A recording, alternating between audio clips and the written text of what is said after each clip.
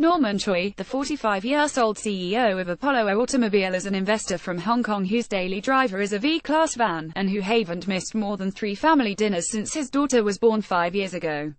And while this may seem like a strange introduction to a $2.7 million V12 hypercar, it's important to understand the man whose desire to establish something that we will never forget resulted in a car built to surpass all expectations, by a mile, traveling at 208 miles per hour. Advertisement continue reading below. Norman's moment to pour a whole fleet of hypercars worth of money into his passion project came roughly 3 years ago, when Roland Gumpert's bankrupt car company was up for grabs. He felt the brand that kept its Nürburgring record for almost 5 years with the Apollo is worth a second shot, and so, he got to work. By the 2016 Geneva Motor Show, Apollo was ready to show off its new direction with the Arrow concept. Yet here we are 19 months later, and the company's first real product, the Intensa Emozione, is nothing like that concept was.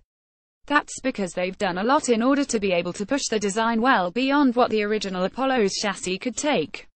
Apollo advertisement continue reading below. Apollo advertisement continue reading below. Advertisement continue reading below. Apollo, after turning the Gumpert-based Apollo N into a functional track car by completely re-engineering its guts, Norman came to the conclusion that the tubular chromoly space frame Gumpert has designed is not something they can work with in the long run. Then, it was decided that they will switch to a naturally aspirated V12 instead of a twin-turbo V8 as well. Once they were done looking at the new blank sheet, Apollo moved forward by teaming up with Paolo Garella, the engineer whose recent works include Scuderia Cameron Glickenhaus race chassis for the SCG-003. Based on what they've learnt from Glickenhaus Nürburgring program, Garella's Manifattura Automobili Torino built an even tighter carbon fiber chassis, happy to be free from the packaging issues associated with forced induction engines, but still challenged by the design team to fit both a V12 and a 26.4-gallon fuel cell, all without compromising balance. Advertisement continue reading below. The result is an all-carbon chassis with a carbon monocoque, as well as carbon fiber front and rear subframes, plus crash structures that are neatly integrated into the exterior design. The chassis weighs just 231 pounds, allowing the Apollo IE to claim a curb weight figure of 2,755 pounds, with a distribution of 4,555% front and rear. Apollo advertisement continue reading below. Advertisement continue reading below. Apollo advertisement continue reading below. The IE sits on a 106-inch wheelbase, with an overall length of 16.5 feet. It's also almost 2 meters wide at 6.5 feet, while its ride height can be hydraulically adjusted between 60 and 160 millimeters. The standard road setting is 110 millimeters.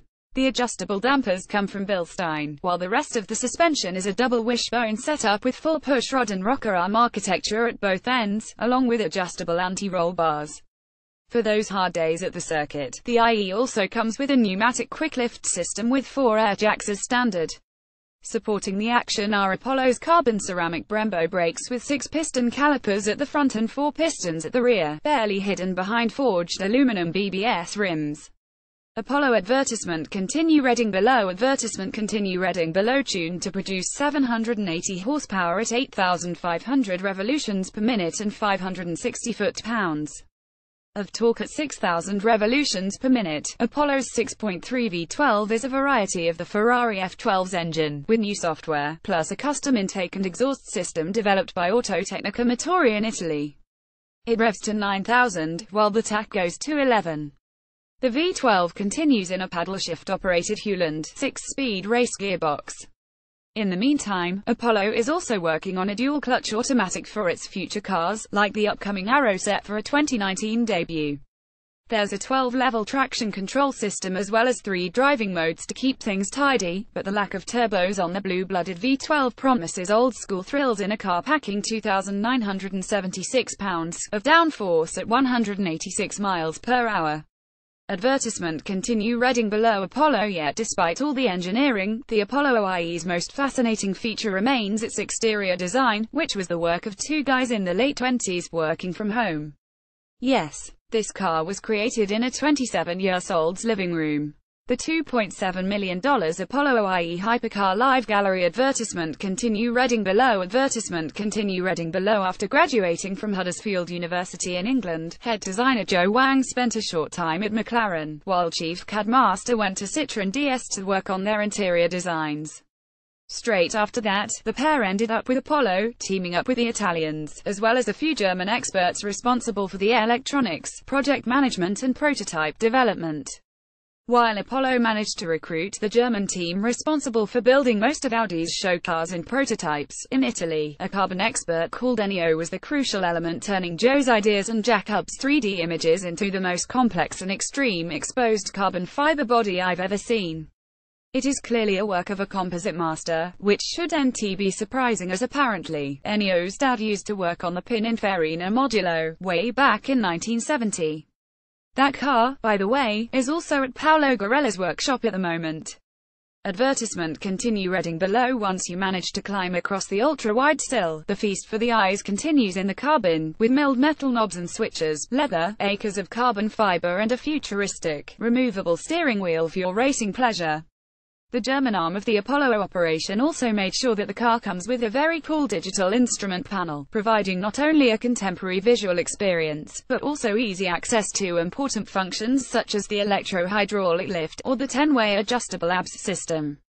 Apollo advertisement. Continue reading below. Advertisement. Continue reading below. Apollo advertisement. Continue reading below. Apollo Automobile's first car is a limited edition of 10 highly customizable hypercars, capable of accelerating to 60 in 2.7 seconds and hitting our bodies with more than 2 gigaseconds of lateral force in the corners. They will start at $2.7 million, being built in Italy with global regulations in mind. It was track-tested by Marino Franchitti, and there are 8 more to go. Apollo will also throw in access to the Time Attack program, with the IEs hitting the most relevant European racing circuits for very fast customer laps as well as private testing. Apollo will use that track time to develop the IE's future siblings, starting with the Arrow. Advertisement. Continue reading below. Advertisement. Continue reading below. Without driving the car, what I can tell you is that Norman Choi is the most open CEO you'll ever meet, who does this only because he believes nobody can die with numbers happy, but creating something we will remember. And as fragile as the niche car business is, with product quality like the IEs, Apollo is here to stay. Apollo advertisement. Continue reading below. Apollo